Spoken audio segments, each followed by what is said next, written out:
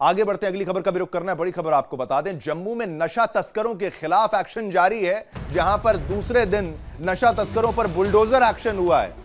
नशा तस्करों के ठिकानों को ध्वस्त किया गया है, यानी नशे के विरुद्ध युद्ध में लगातार जीत हासिल की जा रही है।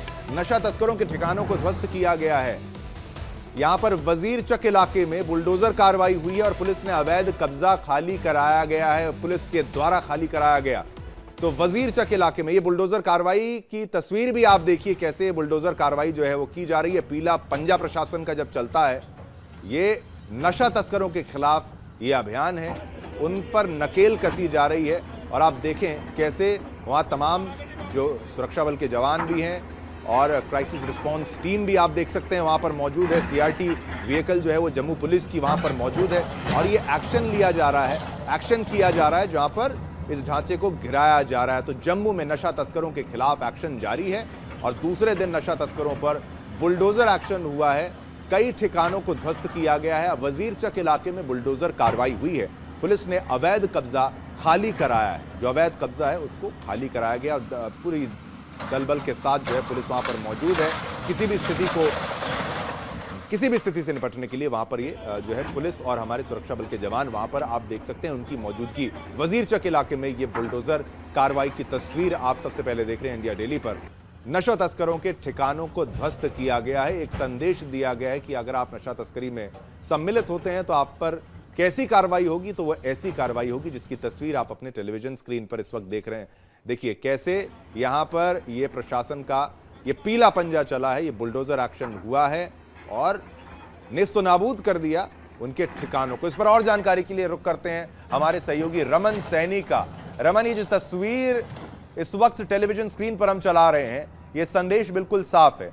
क्या है पूरा मामला, जरा विस्तार से हमारे दर्शकों को समझाइए। नशा तस्करों के विरुद्ध यह अभियान चलाया जा रहा है।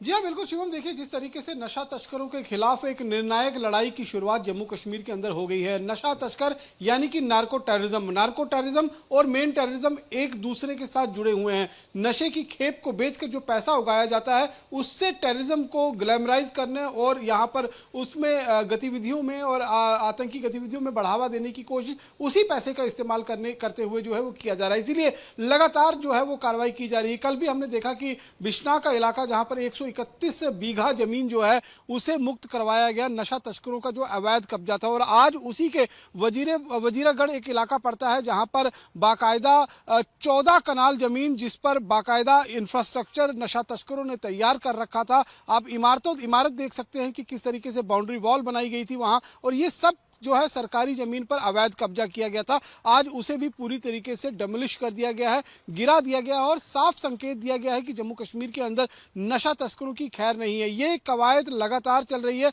और आने वाले दिनों में भी आप देखेंगे कि इस तरीके की कवायद जो है वो प्रशासन की तरफ से पीला पंजे के रूप में चलते हुए दिखाई देगा। जम्मू के कई ऐसे इलाके हैं जो सीमावर्ती इलाके के साथ लगते हुए हैं, जैसे कि आपने ये बिश्ना का इलाका देखा। ये बिश्ना का इलाके जो है वो बॉर्डर के साथ सटा हुआ इलाका है, हालांकि बॉर्डर वहां से थोड़ी दूर पर है, लेकिन ये बॉर्डर सरहदी इलाकों में आता है। इसी तरीके से आरसपुरा का इलाका है, सांबा का इलाका है, कठुआ का इलाका है और खासतौर पर जहां पर ये गुज्जर समुदाय के लोग खासतौर पर जो चरवाहे के रूप में आते हैं, अपनी भेड़ बकरियां और भैंसों को लेकर वहां पर डेरा जमा लेते हैं। पहले कच्चे मकान बनाते हैं, फूस और घास फूस का जो छत डालते हैं, धीरे धीरे उस सरकारी जमीन पर कब्जा करना शुरू कर देते हैं और वहां पर अपने पैर पसारना शुरू कर देते हैं।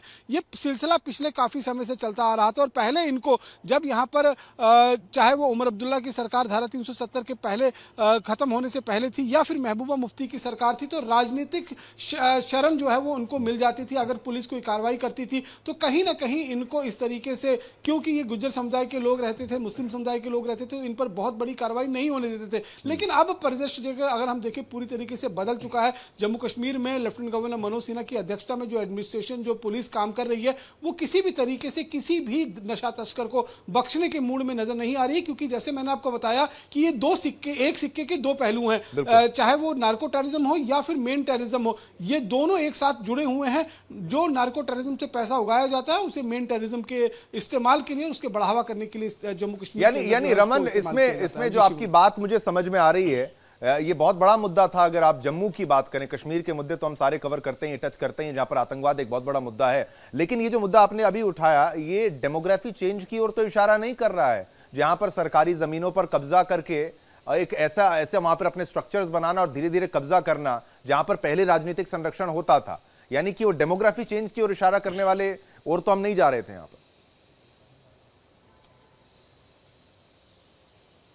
जी हाँ, बिल्कुल सही आपने कहा कि कश्मीर में अगर हम देखें तो मुस्लिम बहुल वो संभाग है, लेकिन जम्मू के जो 3-4 जिले थे, चाहे वो राजौरी का जिला हो, चाहे वो सांबा का जिला हो, कठुआ का जिला हो, उधमपुर का जिला हो या फिर जम्मू जिला हो, ये हिंदू बहुल क्षेत्र थे। और यहाँ पर डेमोग्राफी चेंज करने की एक शुरुआत सन 1990 के दशक की ही शुरुआत हो गई थी। बहुत सारे लोग कश्मीर से यहाँ पर आए थे, बस गए थे, यहाँ पर अपने मकान खरीदे थे। मुझे याद है कि 2014 में जब भारतीय जनता पार्टी और महबूबा मुफ्ती की मिली जुली सरकार हुआ करती थी, बिल्कुल, तब भी बाकायदा यानी कि ये नार्को टेररिज्म और ये डेमोग्राफी चेंज दोनों पर नकेल कसी गई है। बहुत बहुत शुक्रिया रमन, वक्त इतना ही था। बहुत बहुत धन्यवाद जानकारी देने के लिए।